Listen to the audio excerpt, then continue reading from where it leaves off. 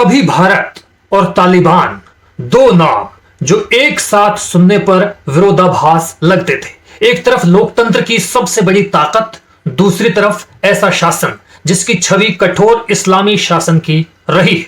लेकिन अब तस्वीर धीरे धीरे बदल रही है। प्रभात खबर के मुताबिक 10 अक्टूबर को अफगानिस्तान के विदेश मंत्री आमिर खान मुत्तकी नई दिल्ली आने वाले हैं।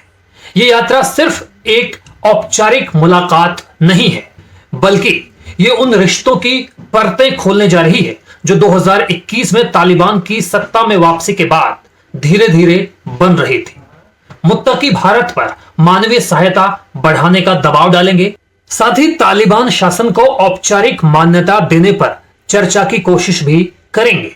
कूटनीति के गलियारों में इसे भारत अफगानिस्तान संबंधों के नए चैप्टर की शुरुआत के तौर पर देखा जा रहा है। 15 अगस्त 2021 को वो दिन जब तालिबान फिर से अफगानिस्तान की सत्ता में लौटा। काबुल पर कब्जे के बाद पाकिस्तानी आईएसआई प्रमुख की तस्वीरें सामने आई और पूरी दुनिया ने मान लिया कि अब काबुल इस्लामाबाद के इशारों पर चलता हुआ देखा जाएगा। भारत में भी यह धारणा बनी कि नई दिल्ली ने अफगानिस्तान में अपनी रणनीतिक पकड़ एक तरह से खो दी है। राजनयिक गलियारों में एक डर था कि क्या अब भारत के दशकों से बनाए गए विकास परियोजनाओं और मानवीय निवेश पर पर्दा पड़ जाएगा। लेकिन भारत ने जल्दबाजी नहीं दिखाई, उसने साइलेंट डिप्लोमेसी का रास्ता अपना लिया। जानकारों का कहना है कि इस बार तालिबान का रवैया भारत के प्रति थोड़ा नरम था। इसकी वजह उनका सोशियो हिस्टोरिकल बैकग्राउंड भी है। तालिबान ज्यादातर पश्तून जनजातियों से आते हैं, जिनका भारत से संबंध 250 साल से भी पुराना है और 1947 से बहुत पहले भी अफगानिस्तान के समाज में भारत को लेकर ऐतिहासिक पहचान पहले से ही मौजूद थी। उधर उज्बेकिस्तान और ताजिकिस्तान के साथ तालिबान के इतने गहरे रिश्ते कभी नहीं थे। इंडियन डिप्लोमेट्स ने इस इतिहास को डिप्लोमेटिक विंडो की तरह इस्तेमाल किया। तालिबान की सत्ता संभालने के बाद पाकिस्तान में जश्न मनाया गया, लेकिन कुछ ही महीनों में रिश्तों में दरार पड़ने लगी। इस्लामाबाद की नीतियों पर अफगानों में नाराजगी देखी गई। भारत ने इसी वक्त अपनी रणनीति को बदल लिया। बिना किसी प्रचार के उसने तालिबान प्रतिनिधियों के साथ बैक चैनल बातचीत शुरू कर दी। शुरुआत मानवीय सहायता से हुई, जिसमें गेहूं, दवाइयां और जरूरी सामग्री को भेजा गया। यह काम बेहद शांति और सावधानी से किया गया, ताकि ना अंतर्राष्ट्रीय आलोचना हो और ना ही किसी को यह लगे कि भारत जल्दबाजी कर रहा है। 2 अक्टूबर 2022 को भारत के वरिष्ठ राजनयिक जेपी सिंह, जो कि फिलहाल इजराइल में भारत के राजदूत हैं, काबुल पहुंचने वाले थे। उन्होंने खुद अफगान विदेश मंत्री आमिर खान मुत्तकी से मुलाकात भी की। मुत्तकी ने इसके बाद पाकिस्तान की बजाय भारत से दोबारा मिलने की तवक्को जाहिर कर दी। यह एक बहुत बड़ा इंडिकेशन था कि तालिबान अब अपनी पुरानी वाली पाकिस्तान डिपेंडेंट इमेज से बाहर आना चाहता है। जेपी सिंह की मुलाकात के बाद भारत ने अगला बड़ा कदम उठाया कि काबुल में अपना दूतावास दोबारा खोला।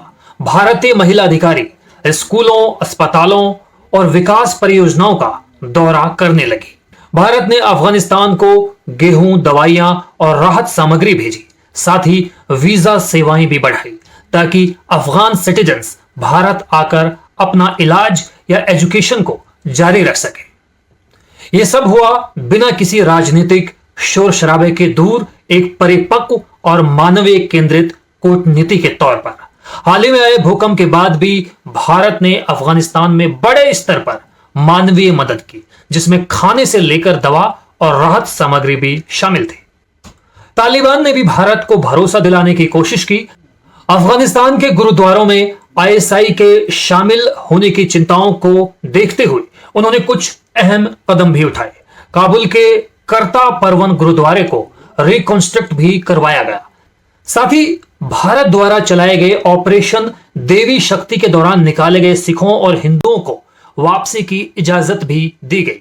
उन्हें सिक्योरिटी दी गई और उनकी प्रॉपर्टीज को भी लौटा दिया गया। यह कदम भारत के लिए संकेत थे कि तालिबान अब अपने पुराने तालिबान जैसा किसी भी कीमत पर नहीं रहना चाहता।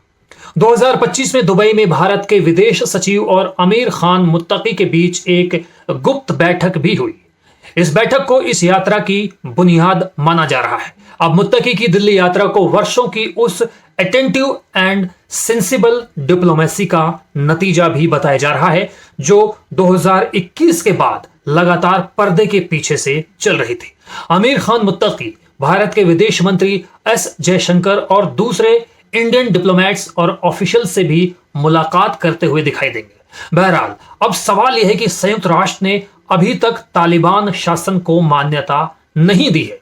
भारत अब तक व्यवहारिक जुड़ाव यानी प्रैग्मेटिक एंगेजमेंट की नीति पर चल रहा है, जिसमें बातचीत तो जारी रखी जाती है लेकिन औपचारिक मान्यता नहीं दी जाती। अब जब तालिबान खुद आगे बढ़कर बातचीत का प्रस्ताव रख रहा है, भारत के सामने कूटनीतिक चुनौती यह भी है कि क्या तालिबान पर भरोसा किया जा सकता है?